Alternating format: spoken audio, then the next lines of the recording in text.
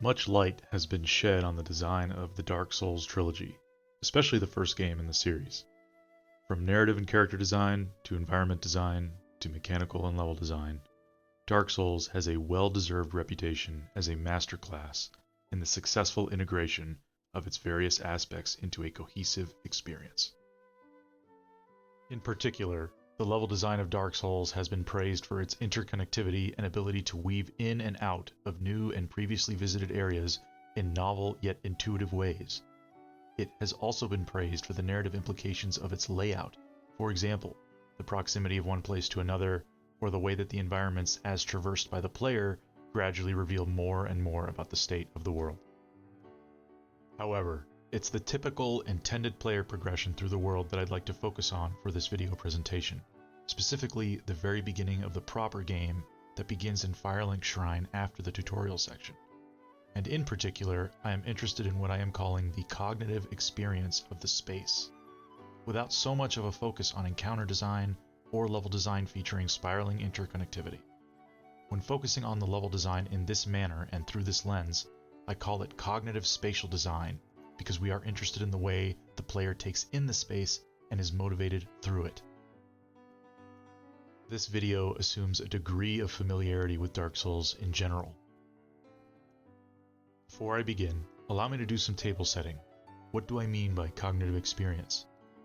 It is similar to the concept of a cognitive map, but is the process of creating that map. A cognitive map is a mental representation of the spatial environment which supports memory and guides future action. Constructing such a map is therefore an unavoidable aspect of traversing any space, whether virtual or in reality, especially for the first time. It includes specific locations and their relationship with one another, as well as more abstract components of a space, such as distance, danger, and familiarity. The philosophy behind cognitive spatial design is concerned with a careful curation of the player experience through the use of space and all that entails, visual framing, visual hierarchy, and visual obstruction, but also concerned with creating pockets of tension and gentle frustration. These in turn can motivate player movement throughout the space, and that tension can be released through gradually granting new spatial information, which then expands the cognitive map. All of this, of course, while also accounting for the needs of encounters, narrative moments, and other important considerations. I will demonstrate how this first portion of the game does all of this and more, with specific examples, and in a linear fashion mirroring the constructive process of the cognitive map. So, let's wind back the clock just a bit, back to 2012. Dark Souls has just released, and we are dropped into Firelink Shrine for the first time, after the triumph against the Asylum Demon and a cozy ride with a gigantic crow. Let's try to remember the experience, as it was the first time, before we knew what to expect, before our cognitive map was formed. When we're dropped into Firelink Shrine, the first thing we might notice is the concentricity of the space.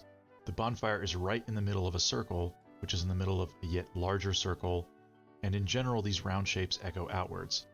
This suggests a centrality to this space, meaning that this space is a focal point. And in fact, later we find that there are many avenues out of this area. The obstruction of the interior space of the shrine, especially in a layered fashion, invites exploration. Imagine if this space were kept open without the ruined walls. There would be little need to explore beyond where the bonfire is in order to construct a fairly complete cognitive map of the area, and opportunities to reveal new information about the space would be sparse because this singular vantage point would be enough. This would be an unappealing and unmotivated space, but most importantly, unmemorable. After some exploration through the shrine, the most obvious path forward is the intended path. Visual framing here aids in this conclusion, as well as the preceding cutscene and its focal point. After the obstruction of the main section of the ruins, the relative lack of obstacles while still restricting movement by use of a cliffside path, and the openness of the valley invites a way forward. The visual framing of the space, drawing attention upwards into the human architecture, further reinforces that there is at least something worth exploring in this direction. However, note that we once again have some obstruction that pauses the creation of the cognitive map beyond a certain distance.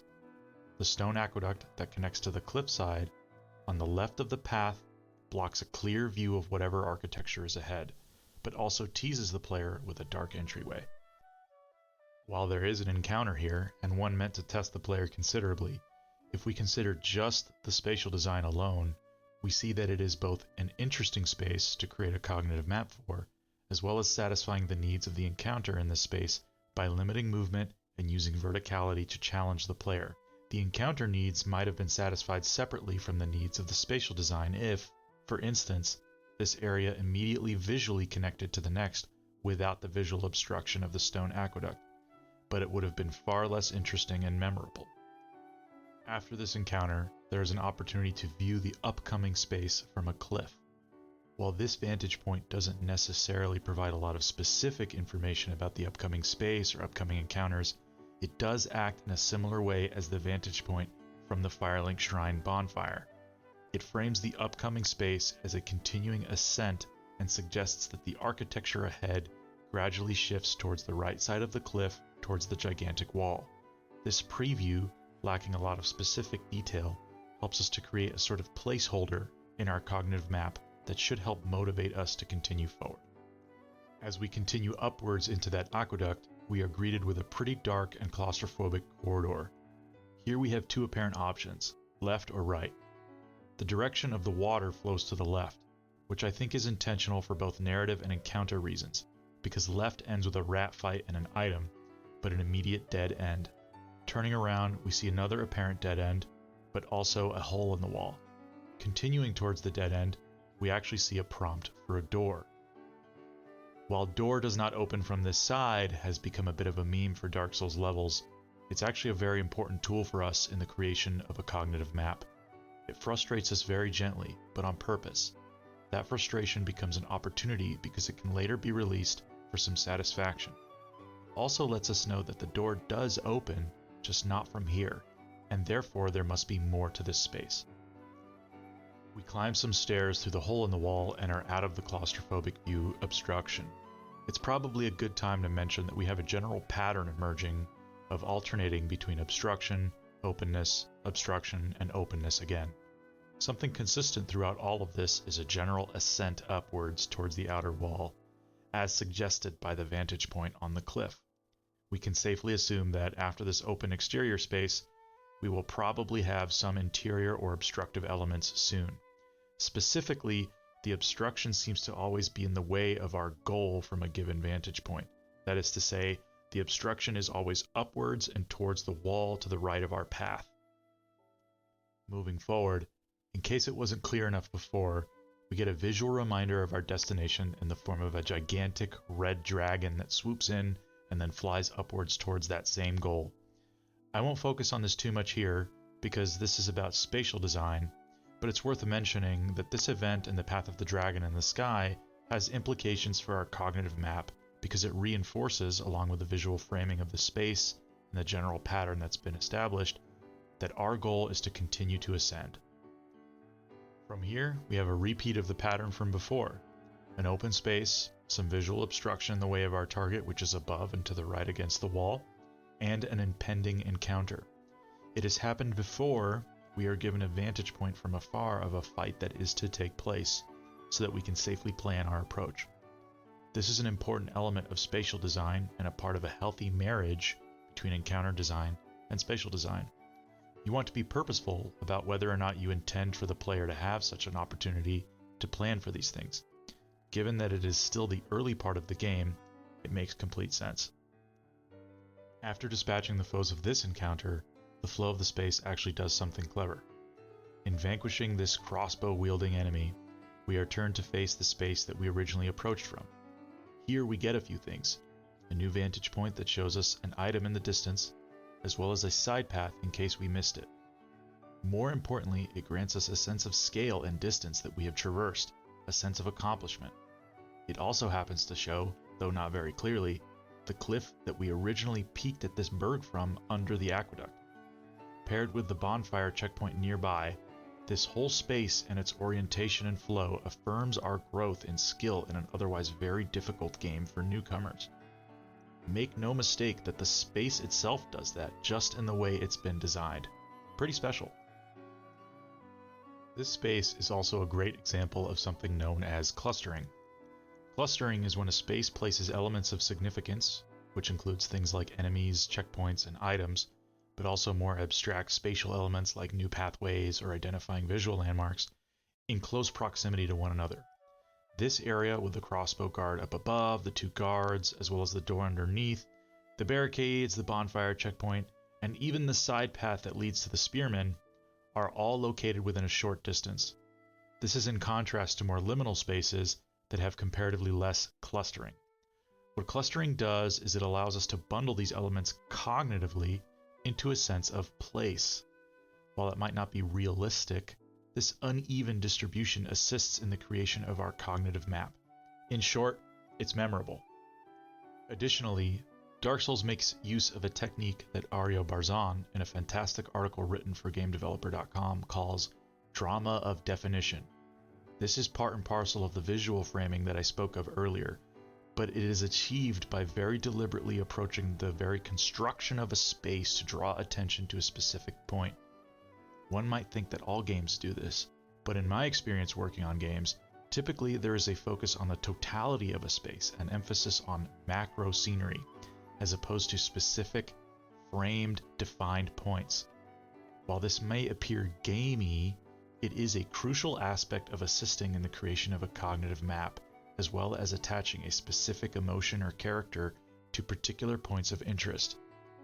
Returning to the game itself, the room that this second bonfire is in suggests a continuing ascent, but we are stopped from continuing on by some ruined stairs. Of course, this later becomes a shortcut from up above. This is a good time to mention that this entire Undead Burg section is devoid of something known as one-way valves. One-way valves are segments where a player can enter, but once in the space, the player cannot conventionally exit.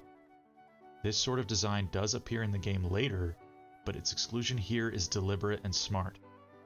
I believe that the spatial designers wanted players to be able to backtrack, either towards this bonfire or towards the Firelink Shrine bonfire at their leisure, to stock up on flasks and try again should they not want to risk losing their souls. Leaving this checkpoint room and continuing on, we are shown this precarious crossing with guards from up on high throwing firebombs at us. Once again, this view of the enemies from this vantage point continues to orient our overall destination as above. Our pattern once again repeats.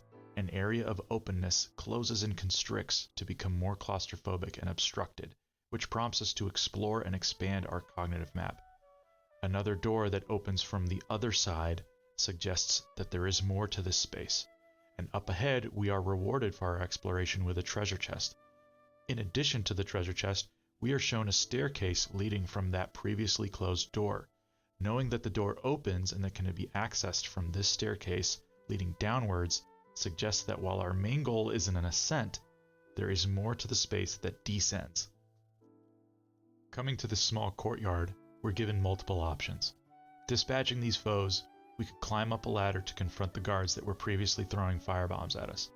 Once again, the flow of the space orients us to gaze backwards upon an area we have already traversed and get a sense of scale as well as our own accomplishment. We get a view of most of the Burg from here, as well as a tiny peek at that original cliff. Back at the courtyard, some obstruction encourages exploration, and from there we can get a view of an upcoming encounter from a safe vantage point. Similarly, if we climb up towards a tower, we also get an elevated view of the upcoming encounter and even a clue to a trap up even further ahead. As with before, I won't talk much about the specific encounter with the Black Knight here, except that it is most definitely off of the path that's been established as a pattern. You have to double back and down and also funnel yourself towards the end of a long, narrow corridor. Other side paths in this space have come and gone, but the consistent pattern of progress being upwards and towards the wall clues us in that this is not a necessary path.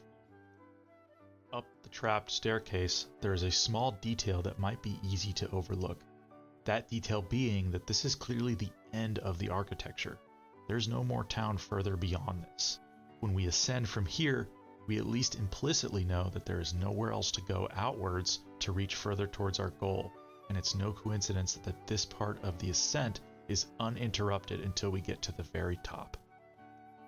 Spatially, this next area after the spiral staircase represents the culmination and attainment of that original visual goal set all the way back in Firelink Shrine.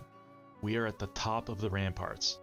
It's of course intentional that this spatial and visual culmination also represents a cognitive culmination.